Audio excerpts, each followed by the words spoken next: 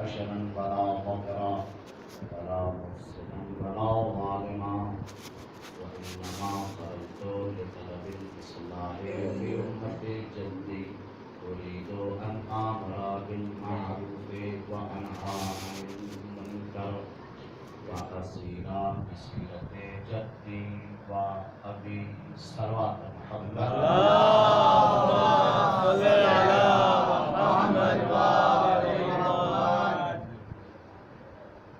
ساری بات تو آپ لوگوں نے محمد علی صاحب کو دے دیا، بچا کے رکھے ہیں۔ عزیزان، آغاز بیان کچھ اس طریقے سے کرتا ہوں کہ دیکھیے، سب سے بڑا المیہ یہ ہے، سب سے بڑی مشکل کھڑی یہ ہے کہ اب عوام یہ طے کرتی ہے کہ مجلس اچھی ہوئی خراب ہوئی۔ یہ عوام طے کرتی ہے کہ مجلس اچھی ہوئی کہ خراب ہوئی، جبکہ یہ فیصلہ ہمارا اور آپ کا نہیں ہونا چاہیے۔ یہ فیصلہ امام کریں گے کہ مجلس اچھی ہوئی کہ خراب ہوئی۔ پتہ چلا جو کام امام کا ہے وہ کام عوام کر رہی ہے۔ توجہ فرما رہے ہیں؟ بالکل اسی طریقے سے جیسے ابھی کسی باپ سے کہیے کہ آپ کا بیٹا جوان ہو گیا ہے، اس کی شادی کر دیجیے، تو پتہ ہے کیا کہتا ہے؟ ابھی یہ کچھ کماتا ہی نہیں ہے، ابھی یہ تو کچھ پاتا ہی نہیں ہے، کچھ کمائے غنی ہو جائے تو شادی کروں۔ اللہ کہہ رہا ہے کہ تم شادی کرو، یغنہم اللہ من فضلہ، اللہ اس نکاح کی برکت سے تمہیں غنی کر دے گا۔ توجہ نہیں فرمایا؟ ہم کہتے ہیں غنی ہو جائے تب شادی کریں، خدا کہہ رہا ہے شادی کرو ہم تمہیں غنی کر دیں گے۔ توجہ فرما رہے ہیں؟ بالکل اسی طریقے سے کہ جو کام امام کا ہے وہ عوام نے اپنے سر لے لیا، جو کام خالق کا ہے اس کو مخلوق نے اپنے سر لے لیا۔ مشکل یہاں پر پیش آئی کہ نہ مخلوق اپنی ذمہ داری نبھا پا رہی ہے، مخلوق چاہ یہ رہی ہے کہ خالق میری مرضی کے مطابق سارا کام کرے، جبکہ حقیقت یہ ہے مخلوق خالق کے مطابق زندگی گزارے۔ صلوات پر محمد وآل محمد۔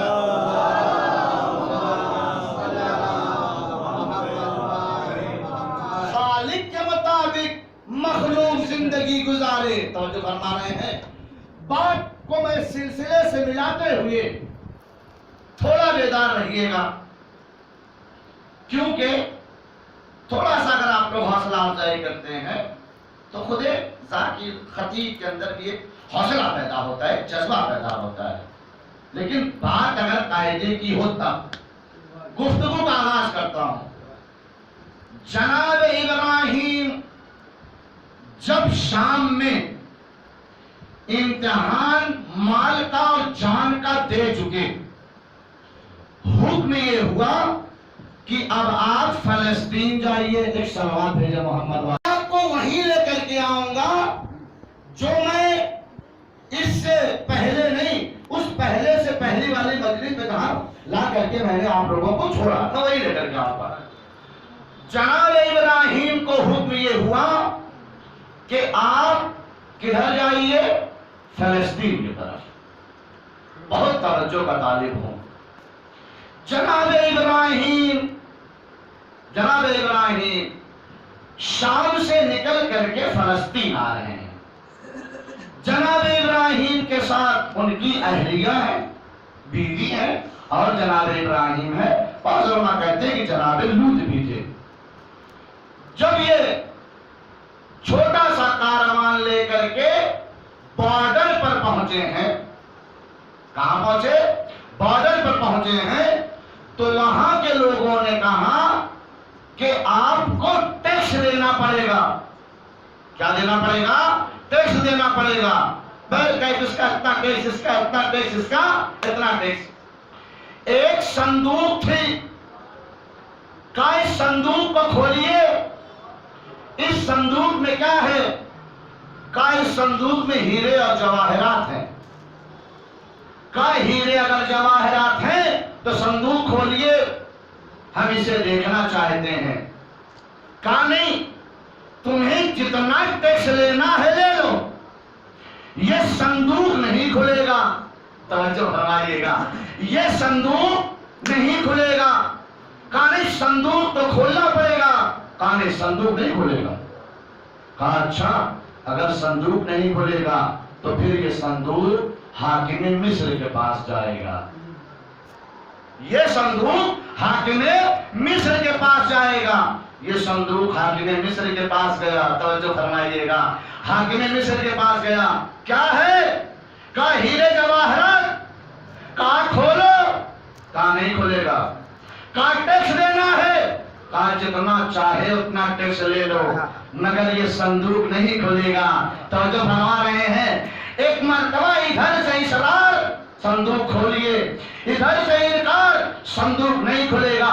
کہا اگر صندوق نہیں کھلے گا تو میں تمہاری گردن کو اڑا دوں گا. اتنا کہنا تھا. کہا اگر تم اتنا بجد ہو تو میں صندوق کھولتا ہوں. جیسے ہی صندوق کو کھولا، حاکم مصر نے کیا دیکھا؟ ایک عورت اطمینان کے ساتھ صندوق کے اندر لیٹی ہوئی ہے. کہا یہ کون؟ کہا یہ میری بیوی ہے.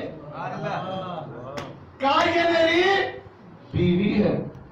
وہاں کے لوگ تھے بہت عیاش مزاج کے. جیسے ہی جناب سارہ کے حسن پر اس کی نگاہ گئی، اس نے دست درازی کرنا چاہا. ایک مرتبہ اس کا ہاتھ شل ہو گیا. کہا ابراہیم معاف کر دیجئے، میرا ہاتھ ٹھیک کر دیجئے. اگر آپ نے میرا ہاتھ ٹھیک کیا تب دوبارہ میں یہ کام نہیں کروں گا. توجہ فرمائیے گا، دوبارہ یہ کام نہیں کروں گا. جناب ابراہیم نے دعا کیا، ہاتھ ٹھیک ہو گیا. پھر جیسے ہی ہاتھ ٹھیک ہو گیا دوبارہ وہی کام کرنا شروع کیا. پھر ہاتھ شل ہو گیا. کہا ابراہیم دعا کر دیجئے ہاتھ ٹھیک ہو جائے، میں دوبارہ یہ کام نہیں کروں گا. جناب ابراہیم نے دعا کیا، ہاتھ ٹھیک ہو گیا. جیسے ہی ہاتھ ٹھیک ہوا ویسے ہی اس نے پھر یہ کام کرنا شروع کر دیا. ارے اس کی توبہ دیکھ کر کے مجھے فرعون یاد آ گیا. جیسے جیسے مشکل آتی جاتی تھی فرعون توبہ کرتے جاتا تھا. جب ان مشکلات سے بچ جاتا تھا پھر اسی گناہ میں ملوث ہو جاتا تھا. تیسری مرتبہ جب دست درازی کرنا چاہا، ہاتھ شل ہو گئے. جب ہاتھ شل ہو گئے تو اس نے کہا کہ ابراہیم میرا ہاتھ ٹھیک کر دو، میں وعدہ کرتا ہوں اب میں ایسا کام نہیں کروں گا. ابراہیم نے تیسری مرتبہ دعا کیا، پھر اس کا ہاتھ ٹھیک ہو گیا. اس نے جب ابراہیم کو دیکھا، ابراہیم کی دعا کو دیکھا، اپنے ہاتھ کو ٹھیک ہوتے دیکھا تو اس نے یہ سمجھا یہ کوئی معمولی انسان نہیں ہے، یہ کوئی معمولی انسان نہیں ہے. جب اس نے یہ دیکھا تو اس نے اپنی طرف سے ایک کنیز کو خدمت کرنے کے لیے جناب سارہ کے لیے دیا، جس کو ہاجرہ کہا جاتا ہے، جس کو ہاجرہ کہا جاتا ہے. اب علماء فرماتے ہیں جو غیر شیعہ ہیں وہ فرماتے ہیں جناب ابراہیم نے جھوٹ بولا، نعوذ باللہ. جناب ابراہیم نے جھوٹ بولا، نعوذ باللہ. جبکہ اس صندوق میں ان کی بیوی تھی. انہوں نے کہا ہیرے جواہرات ہیں. ارے تم نے سمجھا نہیں، ایک نیک بیوی ہیرے جواہرات.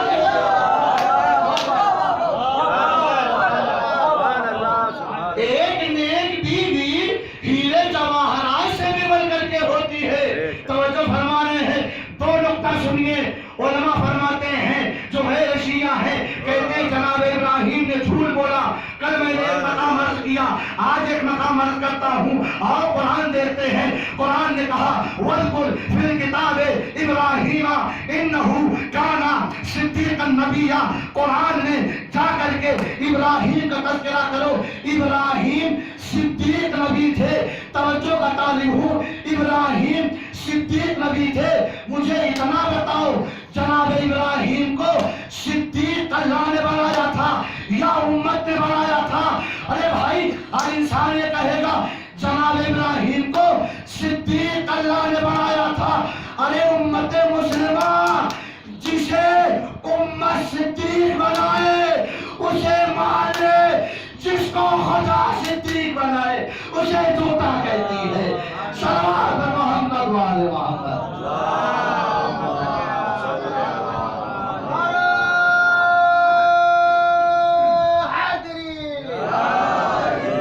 جسے امت صدیق بنائے اسے تو ماننے کے لیے تیار ہیں, جسے اللہ صدیق بنائے اسے ماننے کے لیے تیار نہیں. نقطۂ دوم, اگر آپ اپنے کسی عزیز کو صندوق میں بند کرنا چاہیں تو آپ کا دل کیا کہے گا؟ آپ کا دل کیا کہے گا؟ بیچارہ کہیں صندوق میں بند کر دوں تو یہ مر نہ جائے. توجہ فرما رہے ہیں کہ اس صندوق میں میں اسے بند کر دوں تو کہیں یہ مر نہ جائے. لوگ کہتے بھائی یہ غلط بات ہے کہ جناب ابراہیم سارا کو صندوق میں بند کر کے لائے تھے. کہا کیوں؟ کہ صندوق میں اگر کوئی بند ہو جاتا ہے تو پھر وہ زندہ نہیں رہتا ہے, مر جاتا ہے.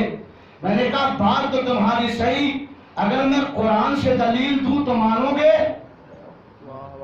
بات تمہاری صحیح, اشکال تمہارا صحیح, اعتراض تمہارا صحیح, اگر میں قرآن سے دلیل دوں تو مانو گے؟ کہا ہاں مانوں گا. میں نے کہا قرآن اٹھاؤ. قرآن میں لکھا ہے جب جناب موسیٰ پیدا ہوئے تو مادر موسیٰ پر وحی ہوئی, ایک صندوق میں بند کر کے دریا کے حوالے کر دو.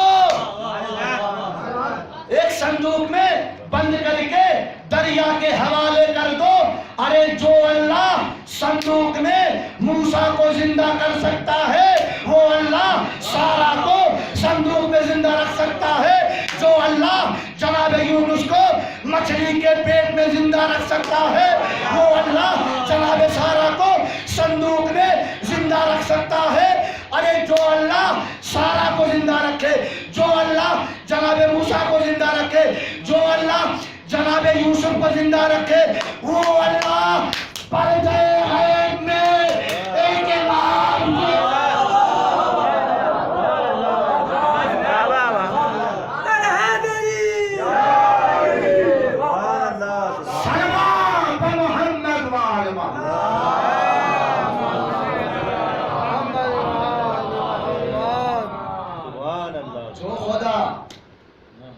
جناب موسیٰ کو صندوق میں زندہ رکھ سکتا ہے